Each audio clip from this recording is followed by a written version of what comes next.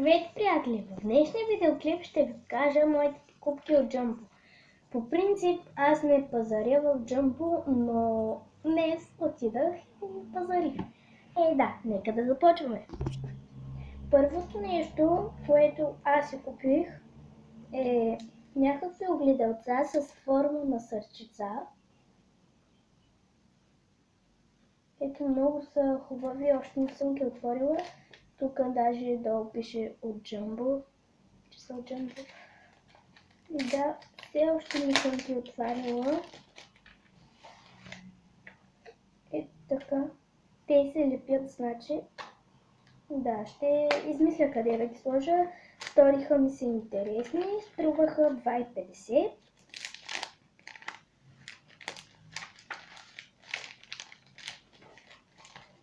Да, ето. Купих си едно дневниче, което малко изглежда странно, космато, но на мен ми хареса. Вътре ще си пише разни неща. Ето това дневниче, тук пише Love. Да, даже вече съм писала някои неща. Ето тук. Ето страниците, какви са, извинявайте ако не сте виждам.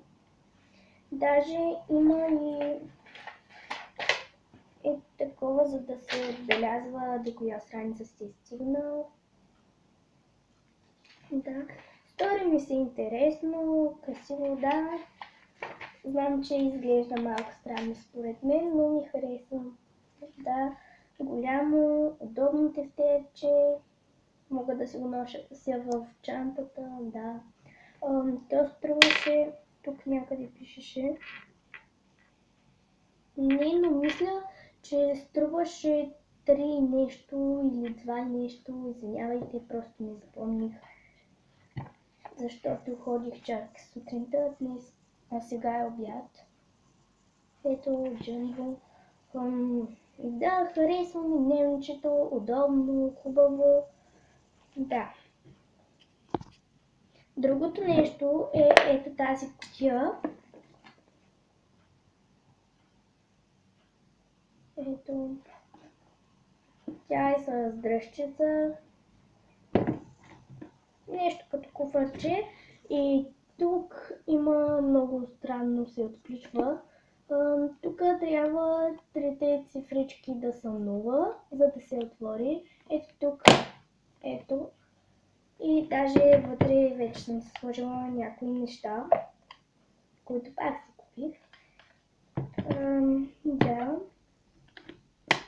Аз имах подобна кутия, която показах в един клип. И всъщност тя беше същата кутия подарък, но тя беше скъсана отвътре, беше много стара и затова си купих ето тази нова кутия.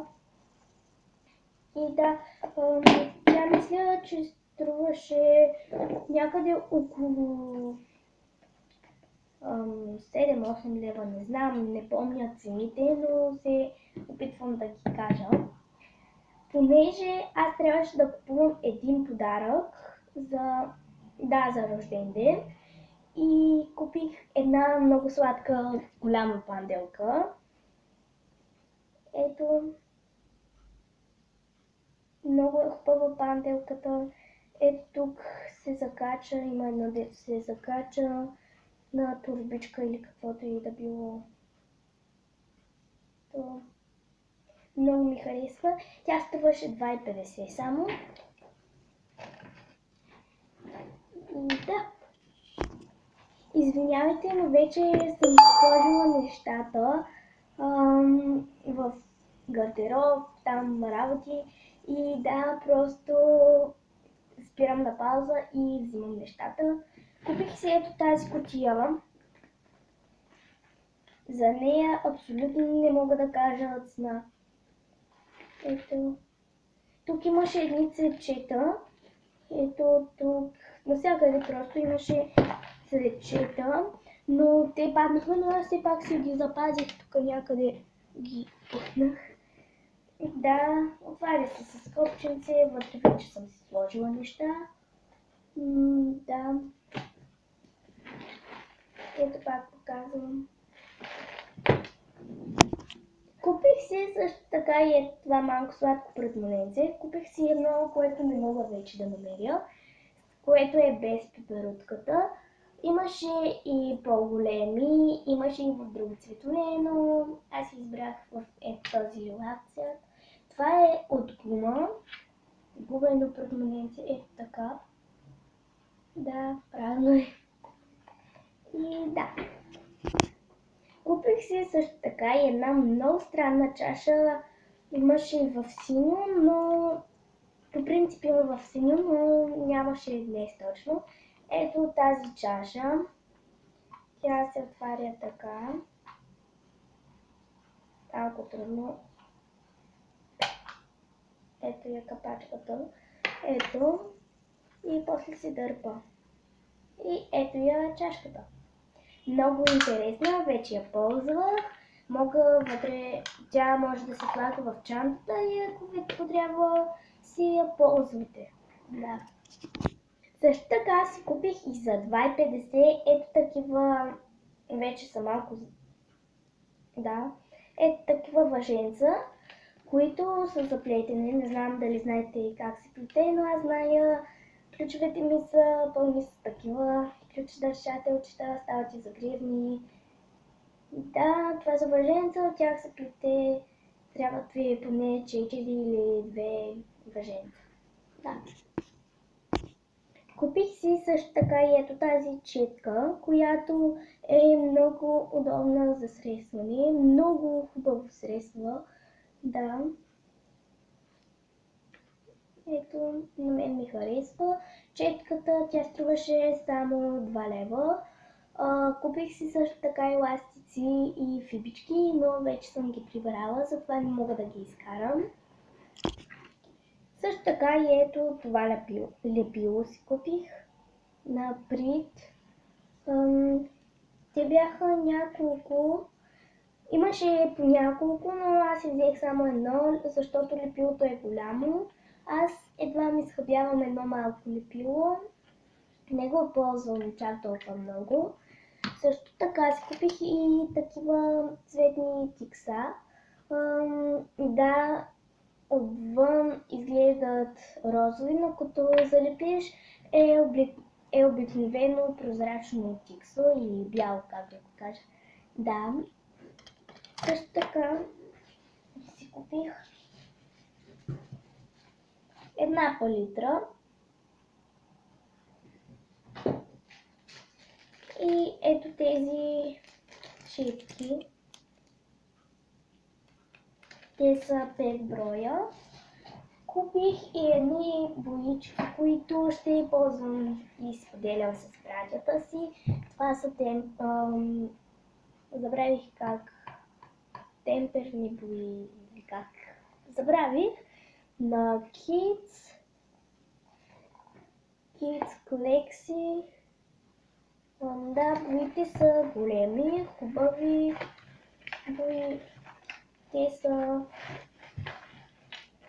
6 броя. Ето това е една боичка. За тях цена не мога да ви кажа също. Да, боите са хубави. Днес си купих също така и ето тази чанта, която моята майка я забеляза.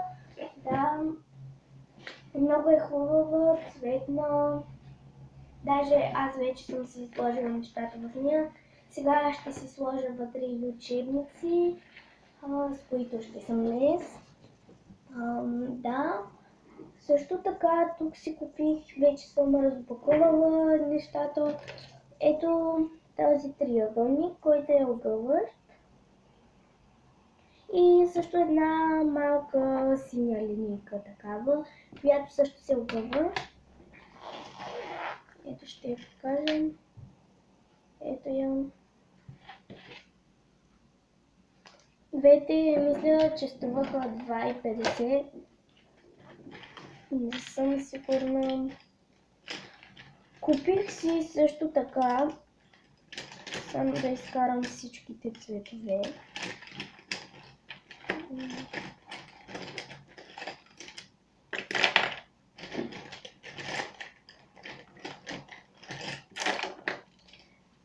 син, зелен, лилав, оранжев и розов химикал.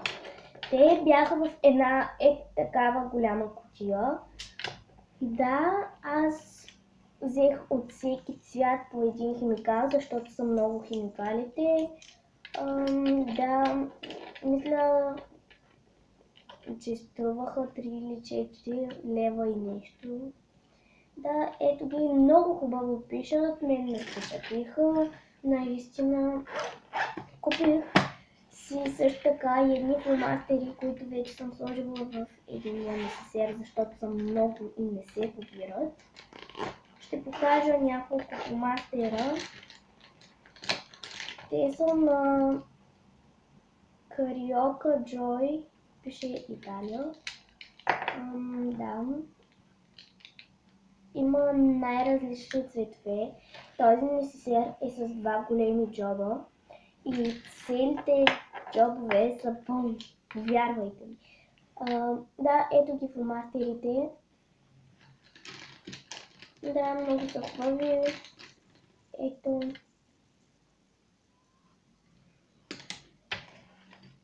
Също така си купих, даже единия се е отворил, малко трудно се затварят и отварят. Затварях. Ето този перманентен маркер, който е червен. Купих си един син, който въобще нямам представа къде. Да, така както и да е, купих си един син и един червен такъв маркер. Струваха по 36 стотинки. Да, нямам какво повече да кажа за тях. Най-обикновени маркери, които не са за бяла дъска, освен ако искате да стои. Купих си ето тази много интересна чаша за вода, за боички, като рисувате с боички. Тя се натиска ето тук от вътрешната страна, за да излезе чашата. Тя също е гумена. Ето чашата, готова. Много е хубава. За нея също не мога да кажа цена. И да, аз поне така не си сещам друго какво да покажа от някакви покупки. Да. И да, това беше от мен, хора. Ако клипчето ви е харесало, дайте палче нагоре. Ако не, палче надолу.